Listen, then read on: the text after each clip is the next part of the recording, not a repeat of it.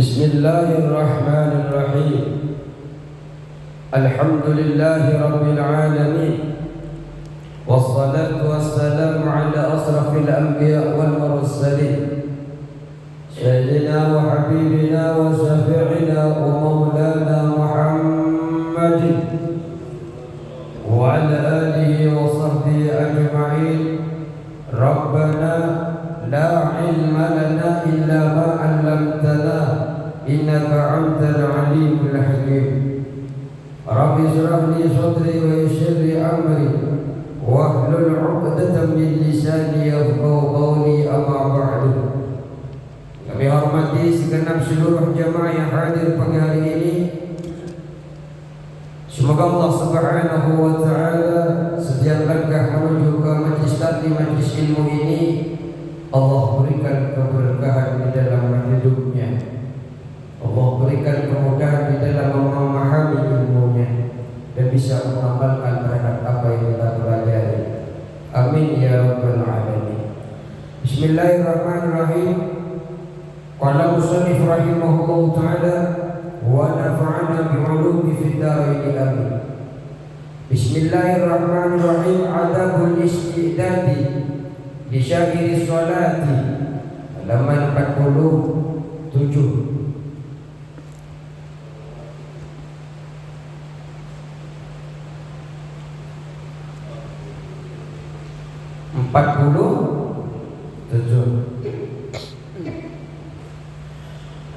Adabul istidadi li syairi sholawati, tata krama bersiap-siap untuk melaksanakan sholat yang lain. Kalau kemarin pelajaran sebelumnya kita membahas sholat subuh sampai tergelincirnya matahari sebelum zuhur, membahas sampai ke duha, apa saja perihal-perihal yang baik di pagi hari itu. Hari ini kita akan mempelajari adabul isti'dad li syairi sholawat, etika tata krama bersiap untuk melaksanakan sholat yang lain, sholat fardu yang lain. Tata kramanya apa saja? Yang bagi antasta'idda li sholati dhuhri qabla az-zawal, sepantasnya engkau bersiap-siap untuk melaksanakan sholat duhur qabla az-zawali, sebelum tergelincirnya matahari. Kalau panjenengan kita semua pengen melaksanakan sholat duhur, mestinya kita ini sudah mempersiapkan sholat duhur kita ini sebelum tergelincirnya matahari. Jadi matahari pas di ujung kita nih Pak, tergelincir ke arah barat, matahari sudah tergelincir ke arah barat, maka itu disebut sudah tergelincir. Bergesernya matahari ke arah sana sehingga sudah masuk waktu duhur. Seharusnya etikanya kalau pengen melaksanakan duhur sebelum tergelincir itu sudah siap-siap panjenengan. Mempersiapkan apa saja? Kita simak. Fatuqaddimul khailulata, maka engkau mendahulukan tidur khailulah. Ini disuruh tidur dulu Pak sebelum duhur. Silakan tidur, nama tidurnya tidur qailulah. Tidur qailulah itu ya tidur sebelum ini Pak, tidur di pertengahan siang. Ini hukumnya sunnatul fi ghairi yaumil jumu'ati. Ini sunnah selain di hari Jumat. Ya, kalau Jumat jangan tidur Pak. Sebelum tergelincirnya, kalau seumpamanya masuk waktu zuhur jam 12, sebelum jam 12 sunnah tidur.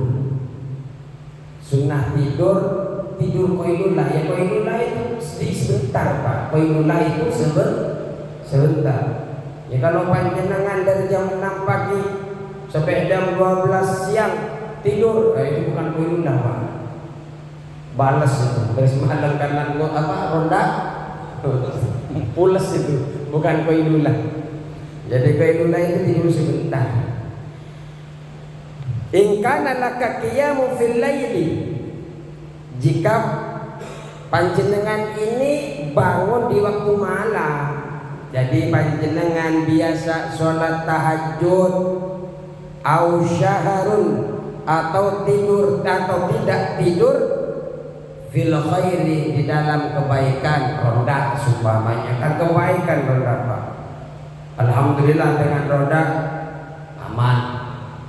Tidak ada orang yang mau berniat jahat ngelihat, rame-rame di pos, akhirnya lari ke blok yang lain. Tahu-tahu dapat kabar blok lain ada yang masuk pagar, pembobolan. Asalnya mau ke blok nih, karena di pos-posnya hidup. Yang penting hidup pos-posnya salat subuh. Kalau enggak salat subuh ngeri Pak. Tapi ini kan semalam ada yang ronda. Ini salat subuh semuanya. Walaupun nggak ke masjid, saya yakin yang ronda juga di rumah sholat. Kenapa? Orang-orang belum baik-baik. Ya kalau panjenengan tidur jam 4 Pak, 14 Pak. Karena subuhnya jam 4.42. Ya kalau tidurnya jam 4, nah potensi 14. Tahan Pak, kalau memang belum tidur tahan. Apalagi sekarang habis ronda, sholat subuh berjamaah, ngaji, nggak apa-apa, tidur sambil duduk. Terus, yang penting jangan sampai semuanya kesendirian saya. Terus,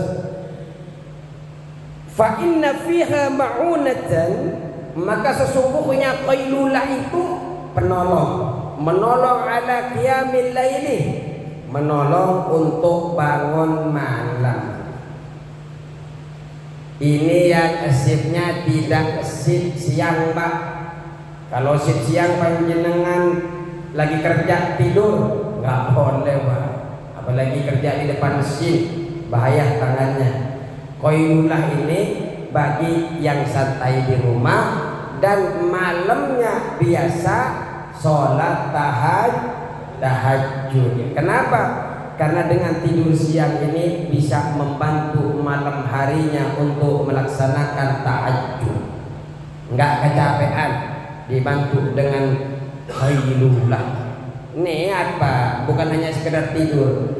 Niat saya untuk melaksanakan tidur qailulah setengah jam, ya sejam. Kalau dari jam 11 sampai jam 12 sejam, nggak apa-apa. Yang penting jangan 8 jam. Malamnya 8 jam, siangnya 8 jam, komplit dah. Banyak yang dibuang. Kama anna fis sujud, kama anna fis sahuri ma'unatan ala siyamin nahari. Sebagaimana bahwasanya di dalam sahur itu, tahu sahur Pak? Sahur itu untuk mau puasa biasakan sahur.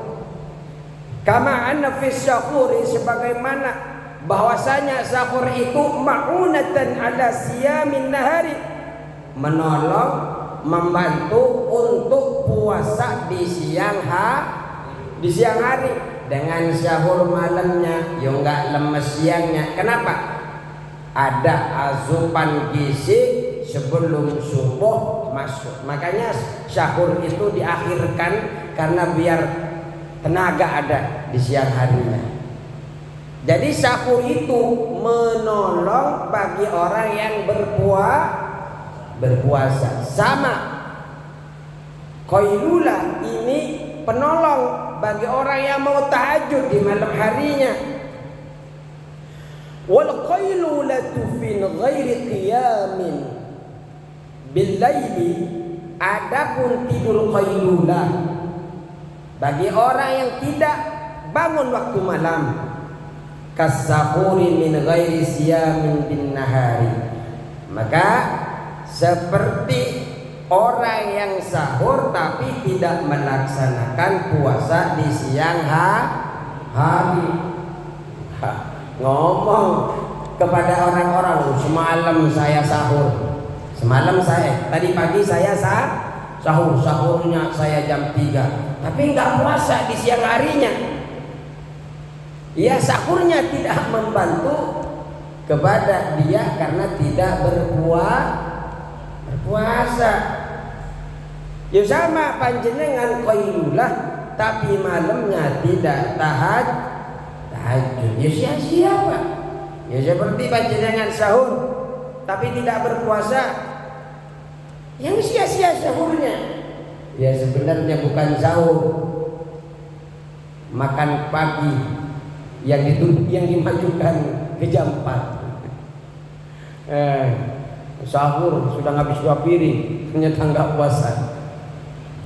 Bilangnya sahur. Terus, wa idza qulta, maka apabila tidur qailulah, maka apabila panjenengan tidur qailulah, fajtahid, maka bersungguh-sungguh engkau atas tayyid qabla zawali, bangun sebelum tergelincirnya matahari. Kalau panjenengan tidur qailulah, usahakan sebelum masuk waktu zuhur sudah bangun. Kalau panjenengan tidur qailulahnya jam 10:30, ya minimal panjenengan jam 11:30 sudah bangun Pak. Jadi bilang kepada istrinya, kalau panjenengan mau tidur siang, saya mau tidur qailulah, jangan diganggu ya Neng. Ya yang jangan diganggu. Kenapa? Saya ingin mencari pahala melalui tidur qailulah. Sebelum jam 12 bangunin saya, karena saya ingin siap-siap untuk melaksanakan perintahnya Allah untuk sholat zuhur.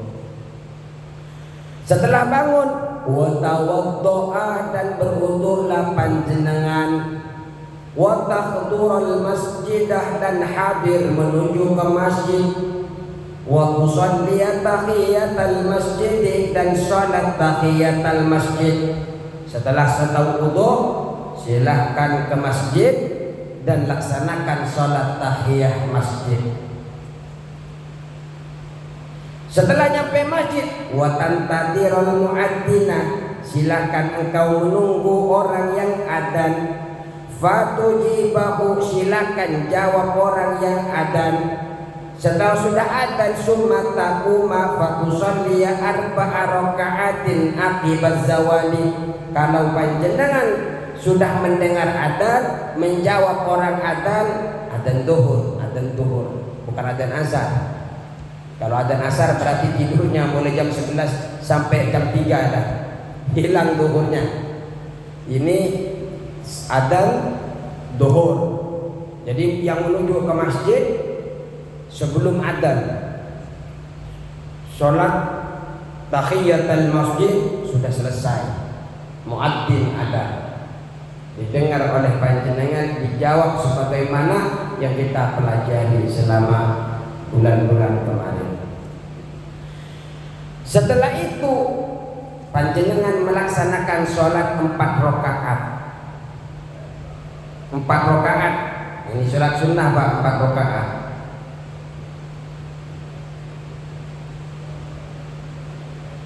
Ini qailulah ini ada sabda Nabi Pak di Rawah Abu Daud. Kama qala Rasulullah sallallahu alaihi wasallam, sebagaimana sabdanya Nabi, ista'inu bil qailulati ala qiyamil lail, carilah pertolongan kalian dengan tidur siang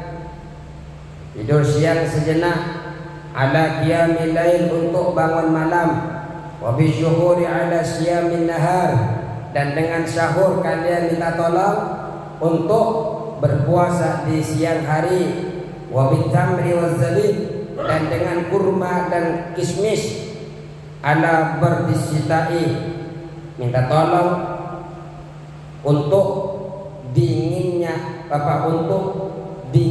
musim dingin. Nah ini jadi Qailulah itu sunnah karena ada di dalam sabda Nabi kita Muhammad sallallahu alaihi wasallam. Kemudian kita setelah azan, mendengar azan, menjawab azan, doa daripada azan, kita dianjurkan untuk sholat 4 rakaat dengan 1 salam, sama kayak zuhur, tapi belum melaksanakan zuhur. Silahkan sholat 4 rakaat sebelum zuhur dengan 1 salam. Tapi kalau di dalam mazhab Syafi'i masna. Kalau di dalam Syafi'i 2-2 Pak. Jadi 2 rakaat 1 salam, 2 rakaat 1 salam. Tapi kalau ngikutin kita panjenengan boleh 4 rakaat 1 salam. Saya niat sholat sunnah qabliyah arba'ah rakaatin, tidak cukup 2 rakaat. Arba'ah rakaatin, 4 rakaat dengan 1 salam. Kalau seperti yang biasa kita lakukan kan di dalam mazhab Syafi'i 2 kemudian 1 salam, 2 kemudian 1 salam.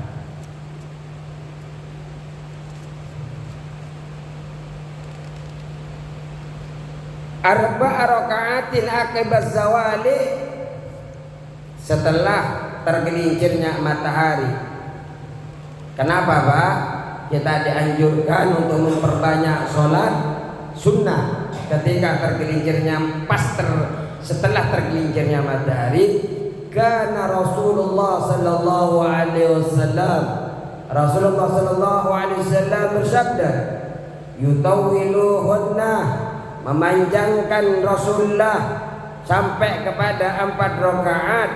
Wa yaqulu, dan Rasul bersabda, hada waktu ini ialah waktu tufta'u fihi abwabus sama, pintu-pintu langit pada dibuka di waktu ini. Fa uhibbu, maka aku senang sekali, ayurfa'ali fihi amalun salihun, agar diangkat bagiku di waktu ini amal-amal yang baik, amal-amal yang saleh. Jadi setelah tergelincir matahari, pintu langit dibuka Pak. Ketika pintu langit dibuka, posisi panjenengan sedang sholat sunnah. Rasulullah senang ketika pintu langit dibuka, senang Rasul apabila amal-amal solehnya diangkat. Karena memang amal itu ada yang diangkat di pagi hari, ada yang diangkat di sore hari, harian, ada mingguan, ada seketika juga diangkat oleh Allah Subhanahu wa taala. Ada yang tahunan, ada yang mingguan, amal itu diangkat Pak. Makanya sebenarnya enak Islam itu. Jam-jam hari-hari kapan langit-langit dibuka itu dikasih tahu kepada kita, sehingga kita tahu kapan waktu yang pas. Sampai di dalam Islam itu waktu yang dilarang untuk kita ibadah diberitahu. Tapi yang tahu itu hanyalah orang-orang yang mencari ilmu, yang mengetahui ilmu di dalam pelajaran agama Islam. Terus wa hadhil arba'atu qabla adh-dhuhri, adapun yang 4 ini sebelum zuhur sunnatun muakkadatun, ialah sunnah muakkadah. Jadi sholat 4 rakaat sebelum melaksanakan sholat zuhur hukumnya sunnah muakkadah. Ini menurut Al-Imam Ghazali. Tapi kalau menurut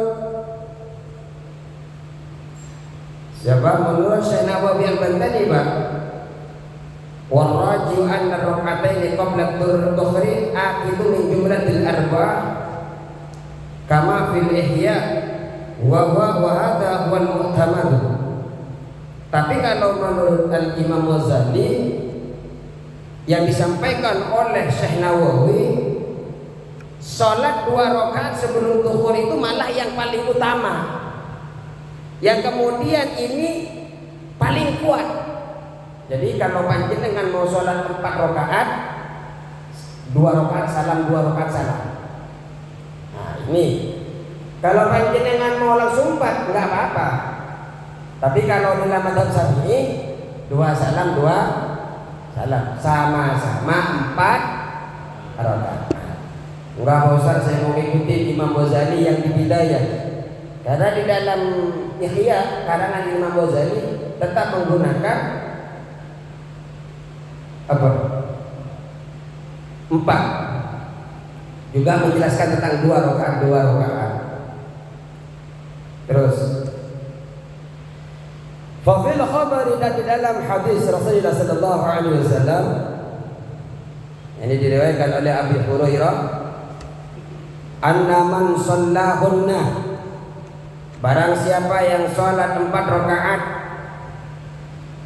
fa ahsana ruku'ahunna, lalu ia memperbaiki rukuknya, wa sujudahunna, sujudnya, shalla ma'ahu sab'una alafil malakin, tidak tanggung-tanggung Pak, salat bersama mereka 70.000 malaikat. Kalau salat 4 rakaat, memperbagus rukuknya, memperbagus sujudnya, maka yang salat bersama dia 70.000 malaikat. Ngapain 70.000 malaikat sholat sama panjenengan, Pak? Yastaghfiruna lahu ilal lail, memohon ampunan para malaikat itu bagi orang yang sudah sholat, yang sholat 4 rakaat, rukuknya diperbagus, sujudnya diperbagus, memohon ampunan kepadanya ilal lail, sampai waktu malam. Jadi istighfar terus malaikat yang 70.000 gara-gara kita sholat 4 rakaat sebelum duhur. Sholat lagi. Astagfirullahaladzim. Semuanya saya mohon ampunan. Liman yusalli atau liman shalla 4 rakaatin qabla duhri, semuanya. Ya Allah, saya istighfar dan ampunan kepada orang yang sholat 4 rakaat sebelum apa? Yang sholat rakaat sebelum duhur. 70.000 malaikat, Pak. Yang malaikat minta ampunan, dekat dengan Allah. Matanya sudah tidak lagi memandang maksiat. Punya tangan sudah tak lagi tangannya bergerak untuk melaksanakan maksiat. Punya kakinya tidak laksanakan untuk maksiat. Punya pikirannya tidak digunakan untuk maksiat. Malaikat hanya satu, bertasbih kepada Allah, berzikir kepada Allah Subhanahu wa ta'ala. Ya kita, Pak, ibadah saja kadang menyelipkan sesuatu yang kurang baik di pikiran kita. Allahu Akbar. Inna salati wa nusuki wa mahyaya wa mamati lillahi rabbil alamin. Kita sholat lagi ngobrol sama Allah dalam sholat kita. Pikiran, bos ini nurunin saya dan jabatan saya, ntar saya kempesin mobilnya. Dalam sholat kita saja masih ada otak yang kurang bagus. Malaikat tidak ada. Maka ketika 70.000 beristighfar memohon ampunan kepada kita, insya Allah potensi diterimanya lebih besar. Tapi ini dosa-dosa yang berkaitan dengan Allah, bukan berkaitan dengan makhluk. Kalau berkata dengan makhluk ya harus minta maaf kepada yang bersangkutan. Terus setelah panjenengan kita semua ini salat 4 rakaat sebelum subuh, sebelum zuhur, summa shallil fardhu ma'al imam. Monggo panjenengan salat fardu beserta imam. Summa shalli ba'dal fardhi. Kemudian salatlah panjenengan setelah selesai fardu rakaataini untuk salat 2 rakaat. 2 rakaat ini fahuma minar rawatib sabitati. 2 rakaat ini merupakan salat rawatib, salat sunnah rawatib yang datang as-sabitat, yang datang daripada Rasulullah sallallahu alaihi wasallam. 4 rakaat sebelum zuhur sunnah ditambah dengan 2 rakaat setelah zuhur itu sunnah rawatib yang hadir daripada baginda Nabi kita Muhammad sallallahu alaihi wasallam. Ada yang datang dari Anas, hadis juga Pak. Man shalla qabla dhuhri arba'an. Barang siapa yang sholat sebelum zuhur 4 rakaat, ufira lahu dhunuba yaumihi dzalika, maka diampuni dosa di hari itu.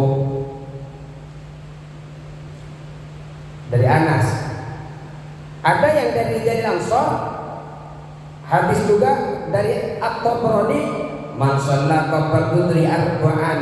Barang siapa yang sholat sebelum zuhur 4 rakaat, kana ka'atli raqabatin, sebanding min Bani Israil, sebanding dengan orang yang memerdekakan budak dari keturunan Bani Ismail. Bani Ismail keturunan kayak Nabi Muhammad itu keturunan Bani Ismail.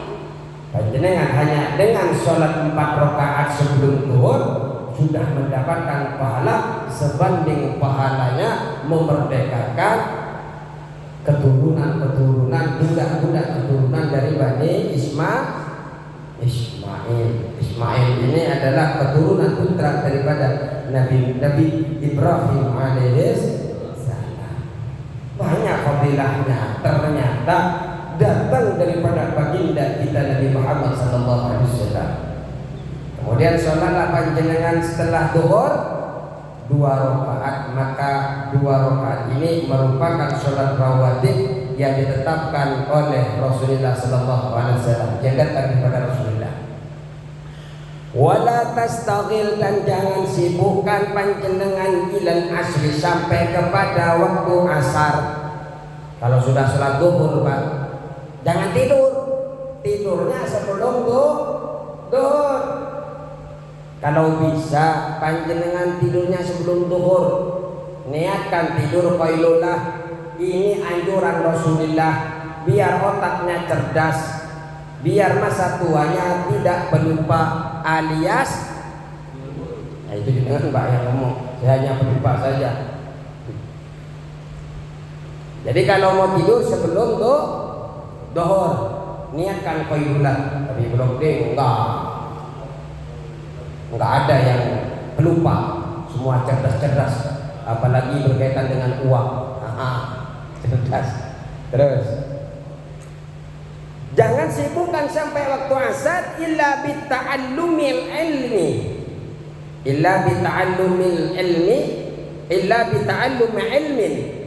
kecuali dengan mempelajari ilmu.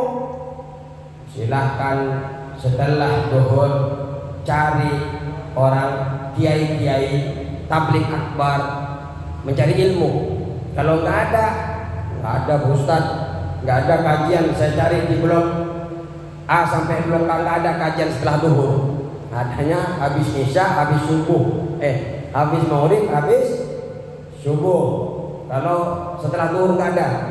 Saya sukanya Gus Baha, silahkan. Saya sukanya UAS, silahkan.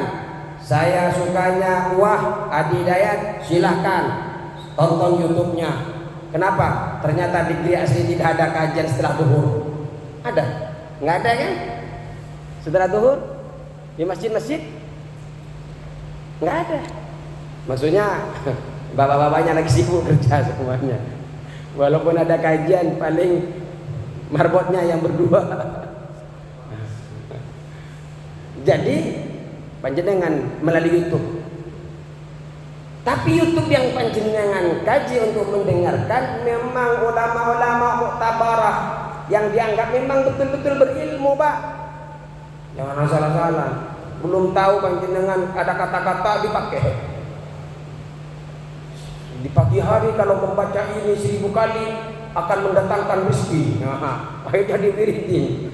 Besoknya lagi dapat TikTok lagi.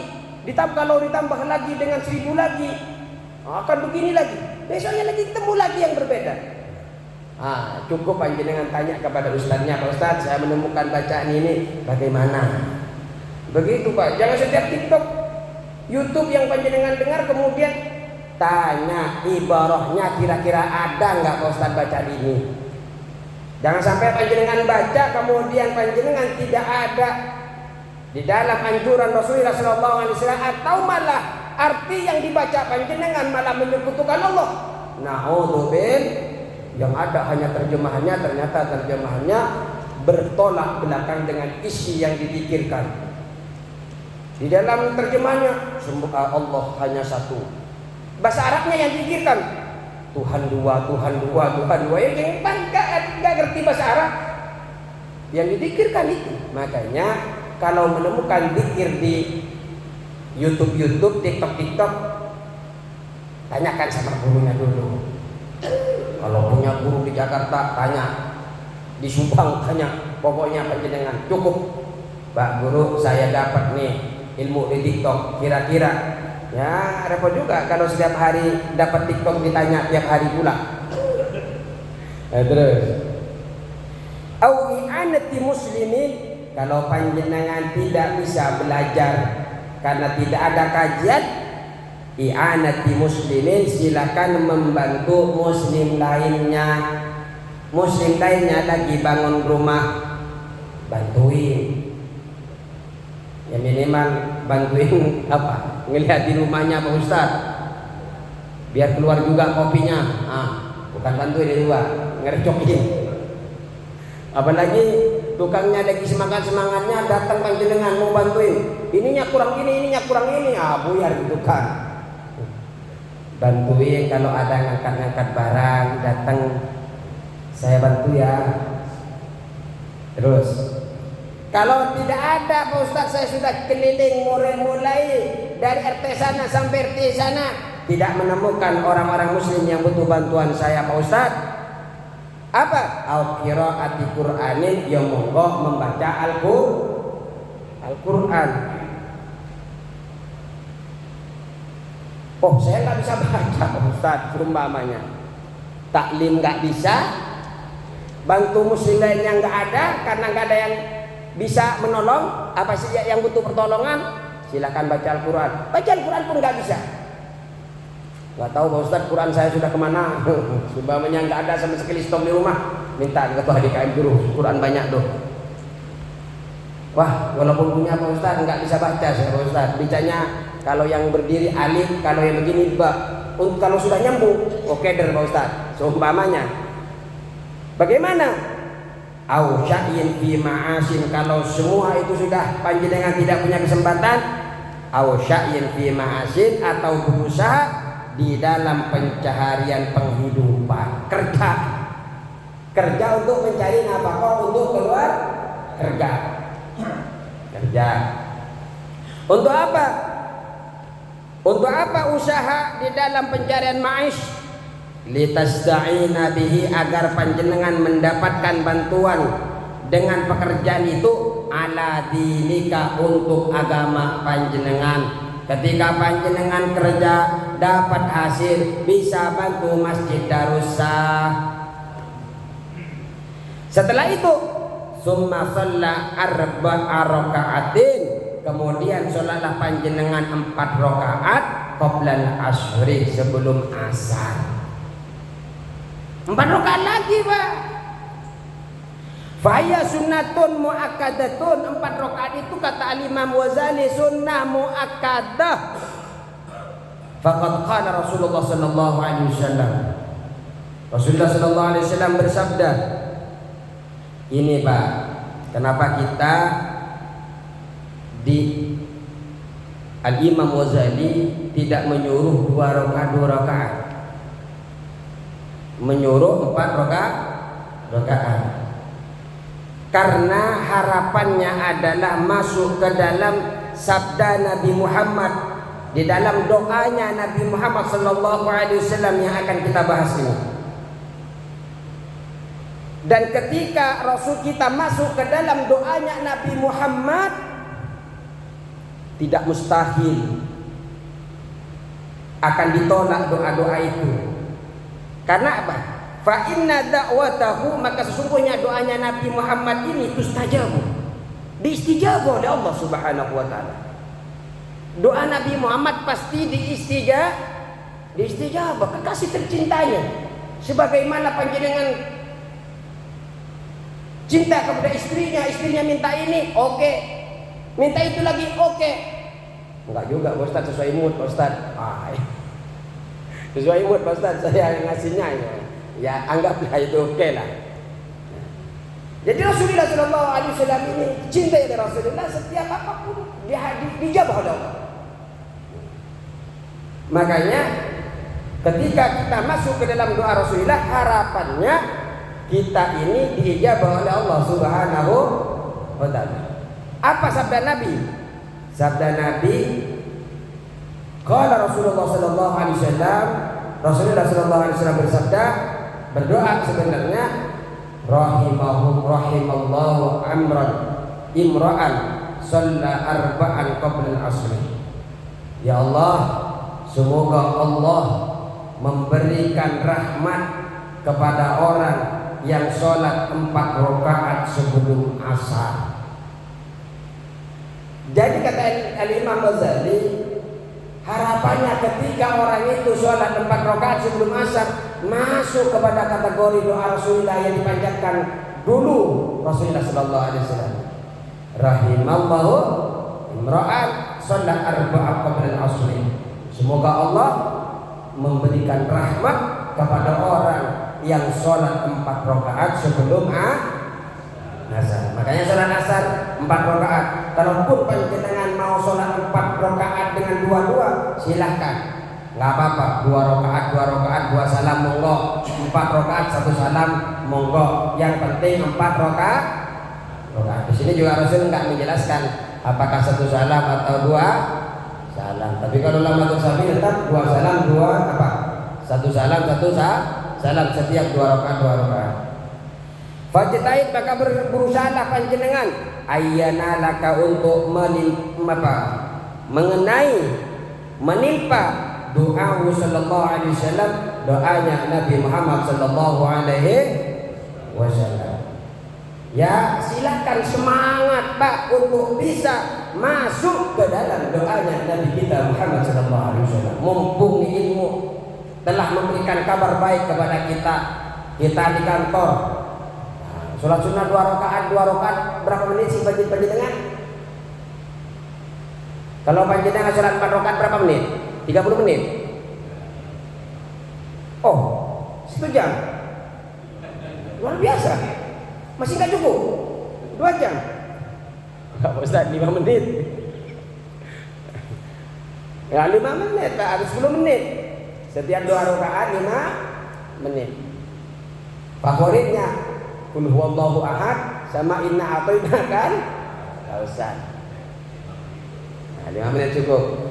Wala tastaghil ba'dal asri, dan janganlah panjenengan sibukkan setelah asar illa bimisli ma sabaqa qablahu, kecuali dengan seumpama apa yang telah kita bahas sebelumnya, yaitu menuntut ilmu. Kalau nggak bisa menuntut ilmu, bantu muslim lainnya. Kalau nggak bisa bantu muslim lainnya, baca Al-Quran. Kalau nggak bisa baca Al-Quran, silakan kerja agar dengan usaha itu bisa membantu urusan agama.